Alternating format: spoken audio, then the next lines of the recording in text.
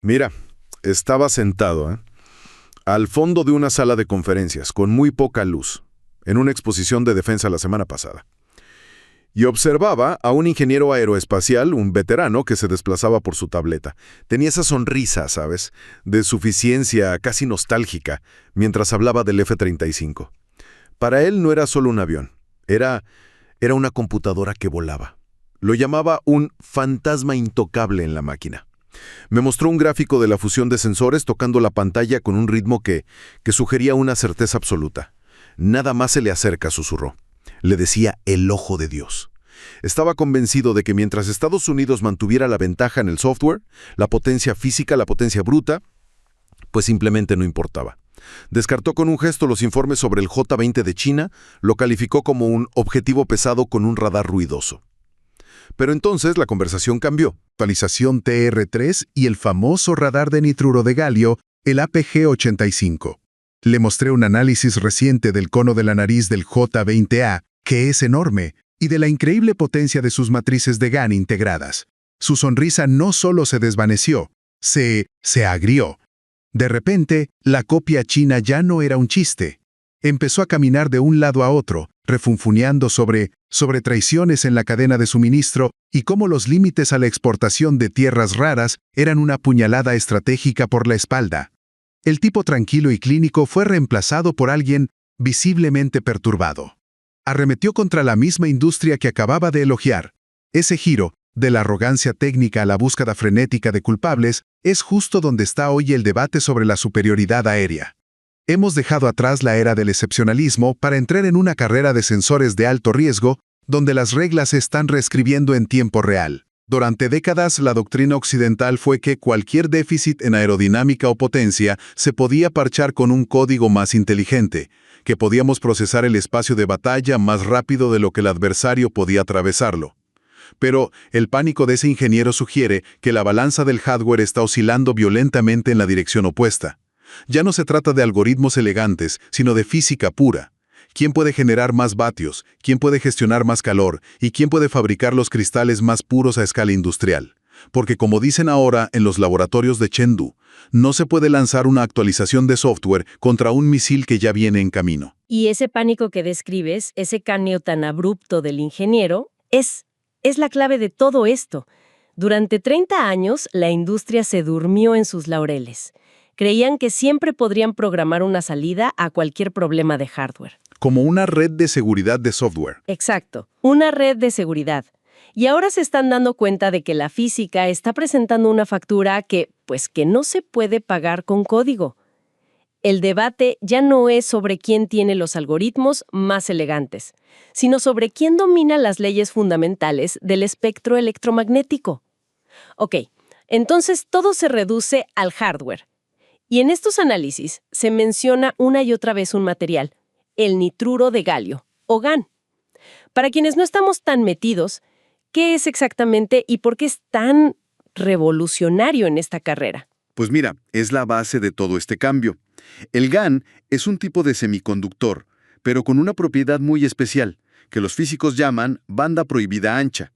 Pero olvidémonos del término técnico un momento. En la práctica, esto significa que puede manejar voltajes y temperaturas mucho más altos que el estándar anterior, el arseniuro de galio o gas. O sea que aguanta más estrés eléctrico y térmico, justo. Y esa capacidad se traduce para un radar en una densidad de potencia de 5 a 10 veces mayor. Y ojo, eso no es una mejora incremental, es un salto de generación completo.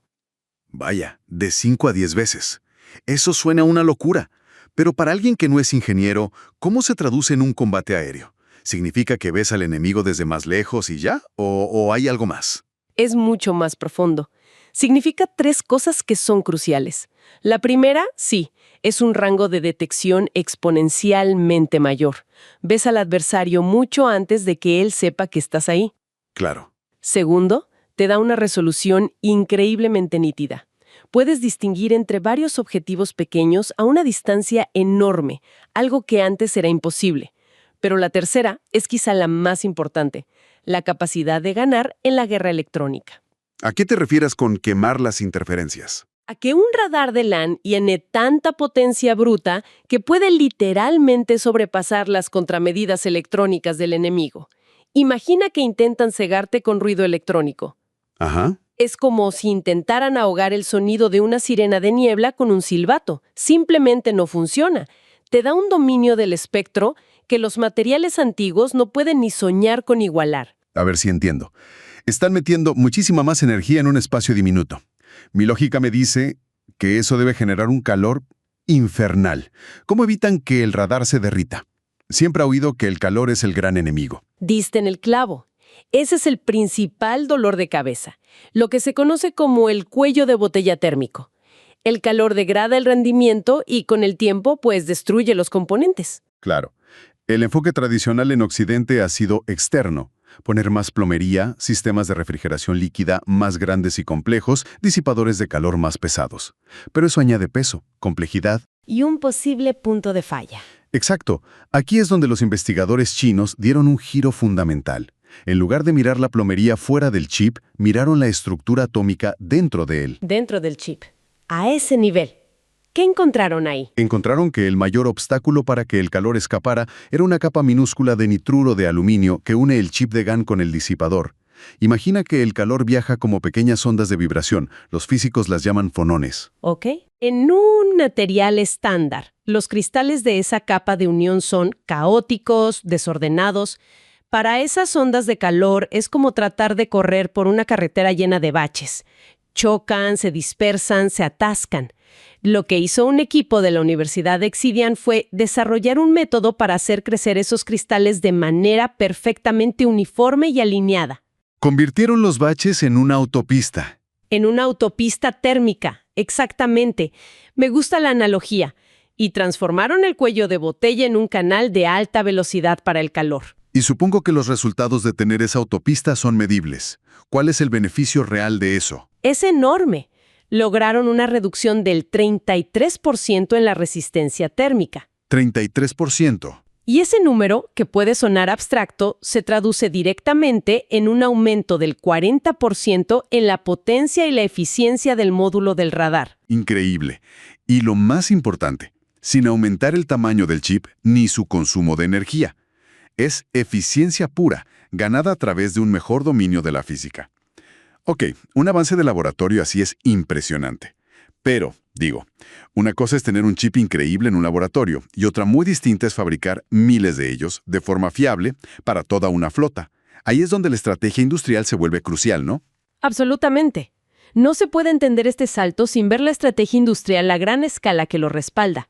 Se trata de controlar toda la cadena, desde la mina hasta el misil. ¿Toda la cadena? Toda. Y empieza con la materia prima. China controla cerca del 68% de las reservas mundiales de galio. Pero el dato crítico es que controla más del 90% de la producción de galio refinado de grado militar. 90%. Vaya. No es una ventaja, es prácticamente un monopolio. Pero entonces, ¿cómo construyeron esa capacidad industrial tan rápido? Las notas hablan de una estrategia de fusión cívico-militar. Significa que no lo desarrollaron solo para sus militares. Exacto. Y esa es la jugada maestra. En lugar de financiar esta tecnología carísima solo con presupuesto de defensa, la impulsaron primero en el sector civil, a una escala masiva. ¿En qué tipo de cosas? Estamos hablando de las estaciones base para su red 5G, la electrónica de potencia para su enorme industria de vehículos eléctricos, los sistemas de control de sus trenes de alta velocidad.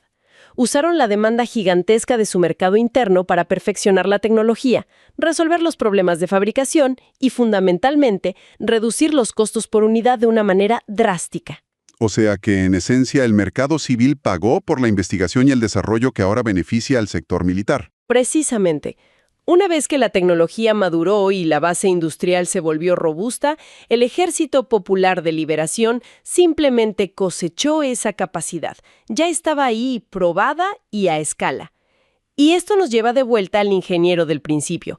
Cuando Pekín impone controles a la exportación de galio, no es un gesto simbólico. Afecta directamente las líneas de producción de sus competidores. Claro, los retrasos que vemos en programas como el nuevo radar del F-35, el AN PG-85. Exacto. no son solo problemas de software. En su raíz, son también problemas industriales y de cadena de suministro. Y toda esta ventaja en materiales y producción termina reflejándose en una filosofía de diseño completamente diferente para el avión. Para entenderlo, tenemos la perspectiva de un piloto de pruebas veterano de la Fuerza Aérea China al que llamaremos Viejo Wang. Él rechaza por completo el término de computadora voladora. El término que él usa es muy revelador. Llama al J-20 a una fortaleza de la física. Fortaleza de la física. Piense lo que implica una fortaleza. Solidez, resistencia física. Para él, los atributos del fuselaje, su gran tamaño, su volumen interno, su capacidad de generar energía, son la principal garantía de supervivencia. No un software complejo que podría tener un error. Es una apuesta por la física sobre el código. Exacto. Sobre las leyes inmutables de la física por encima de las líneas de código, que pueden ser frágiles. Entonces, lo que en Occidente a menudo se critica como un fallo, el gran tamaño del J-20, él lo ve como una decisión de diseño deliberada e inteligente. Porque ese tamaño le da espacio. Espacio para más combustible, sí, pero lo más importante, espacio para más generación de energía, para mejor refrigeración y sobre todo para una antena de radar mucho más grande. Claro, para él, priorizar esa apertura de radar masiva es una garantía tangible.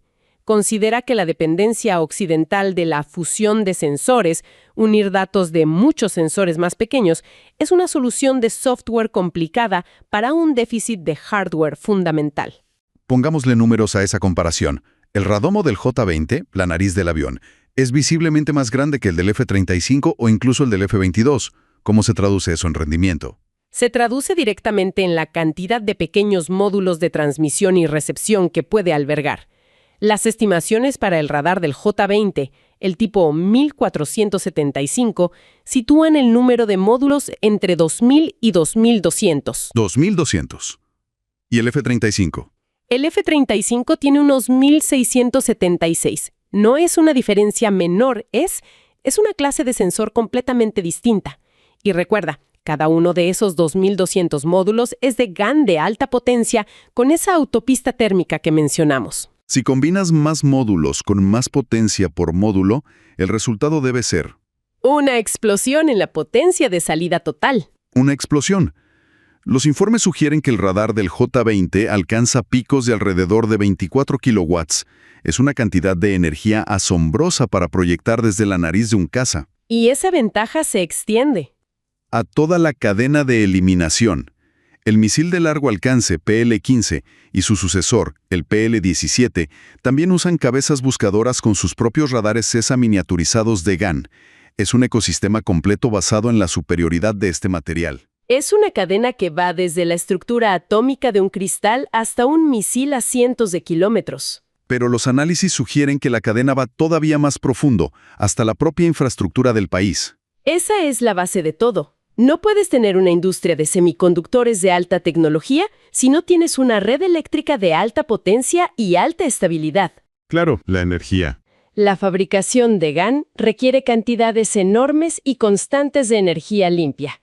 La perspectiva en China es que el hardware militar de un país es, en última instancia, la boleta de calificaciones de su infraestructura nacional. El poder tangible, electricidad, materiales, fábricas, es la verdadera medida. Esto plantea una paradoja estratégica fascinante. Por un lado tienes el modelo de Estados Unidos, que apuesta por la fusión de sensores, ¿no? Conectar en red muchos activos para crear un todo más grande. Un sistema muy dependiente del software. Justo. El modelo estadounidense es una red.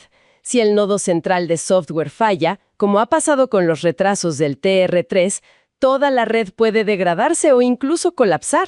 El hardware es inútil sin el código. Respaldado por esa infraestructura robusta y una cadena de suministro soberana, su apuesta es que un software que sea suficientemente bueno, ejecutándose en un hardware muy superior, puede ganar la batalla de todos modos. Y están construyendo mucho de ese hardware superior. Las proyecciones que he visto para 2025 sitúan la producción anual del J-20 en 120 aviones. Es un ritmo altísimo. Es un ritmo muy alto. Y el detalle crucial es que esos 120 aviones anuales son para su propia fuerza aérea, no se dividen entre clientes de exportación. A diferencia del F-35. Exacto, cuya producción, aunque elevada, se reparte entre casi 20 naciones. China está construyendo una flota nacional masiva con el objetivo de tener 1000 J-20 para 2030. Esa capacidad es un elemento disuasorio en sí mismo. Lo que nos lleva de vuelta a ese ingeniero en la sala de conferencias. Su giro de la arrogancia a la búsqueda de culpables ya no parece una reacción exagerada, sino la única reacción lógica. Su confianza estaba construida sobre suposiciones, software perfecto, cadenas de suministro globales, que, pues, ya no son ciertas. China apostó por todo lo contrario: resiliencia física, dominio del GAN e infraestructura soberana. Eligieron lo concreto sobre lo abstracto. A menudo se habla de la niebla de la guerra, pero quizás el peligro real ahora es la niebla de la sofisticación. La niebla de la sofisticación. Sí, la creencia de que el código complejo puede superar indefinidamente la capacidad física bruta, en un conflicto donde un solo fallo de software puede dejar en tierra a toda una flota, estamos presenciando el retorno inevitable del poder orientado a resultados, donde el ganador no es el que tiene el código más inteligente, sino el que simplemente puede mantener las luces encendidas y el radar funcionando.